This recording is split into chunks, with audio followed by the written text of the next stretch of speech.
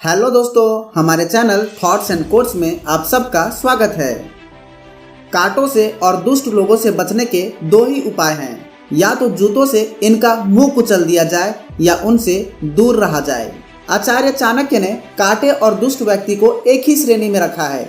वो कहते हैं यदि शक्ति है तो उसे कुचल दे, अन्यथा उससे बचकर निकल जाए।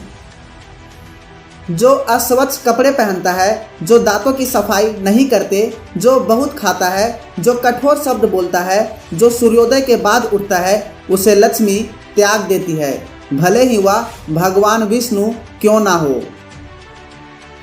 जिसका हृदय प्राणियों के कष्ट देखकर दया से पिघल जाता है, उसे ज्ञान और मोक्ष प्राप्त करने की, जटा धारण करने की और शरीर पर भस्म लगाने की क्या आवश्यकता है। आचार्य चाणक्य यहाँ लोगों को दयालु बनने को कह रहे हैं। इंसान के पास भले कोई गुण ना हो, लेकिन एक इंसान को सबसे पहले दयालु होना चाहिए।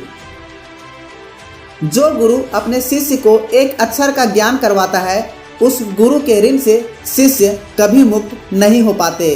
आचार्य यहाँ कहना चाह रहे, जो गुरु ने भले आपको एक अक्षर ही कुछ पढ़ाया हो, उनका सदैव आभारी बना रहें। जिस प्रकार एक बच्चा अपने माँ बाप का ऋण पूरा नहीं कर पाता, उसी प्रकार एक विद्यार्थी अपने गुरु का भी ऋण कभी पूरा नहीं कर पाता।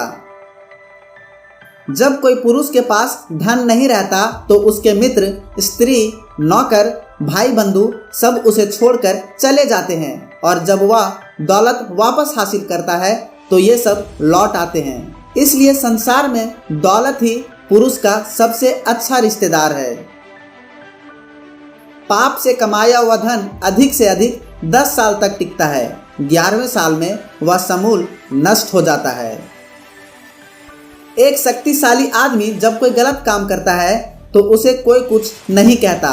एक नीच अर्थात कमजोर आदमी जब कोई अच्छा काम भी करता है तो उसे गलत कहा जाता है। उदाहरण के लिए राहु नामक दैत्य के लिए अमृत भी मृत्यु का कारण बन गया, और शिव के लिए विष भी उनके गले का आभूषण बन गया। वास्तविक भोजन वह है जो ब्राह्मण और दरिद्रों को देने के बाद शेष है। स्नेह वह है जो दूसरों से किया जाता है, अपनों से तो सब स्नेह करते हैं। बुद्धिमता वही है जो पाप करने से रोकती है। दान और अच्छे कर्म वही है जो बिना दिखावे के किया जाता है। यदि आदमी को परख नहीं है तो वह अनमोल रत्नों को पैर की धूल में पड़ा हुआ रखता है और कांच को सिर पर धारण करता है। ऐसा करने से रत्नों का मूल्य कम नहीं होता और कांच का महत्व नहीं बढ़ जाती, परंतु जब सही समय आता है तो कांच को कांच और रत्न को रत्न ही कहा जाता है।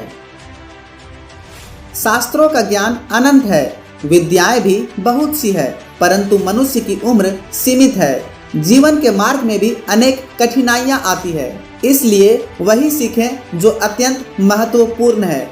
उसी प्रकार जैसे हंस पानी में मिला हुआ दूध से सिर्फ दूध पी लेता है। आचार्य यहाँ कहना चाह रहे हैं, सीखने पर ज़्यादा ध्यान ना दें, क्योंकि सीखने के लिए तो किताबों का सागर भरा पड़ा हुआ है। आप सिर्फ वही चीज़ सीखें जिस ज्ञान का आप प्रयोग में ला सकते हैं, जो ज्ञान व्यवहारिक है, जिसको आप प्रयोग कर सकते हैं।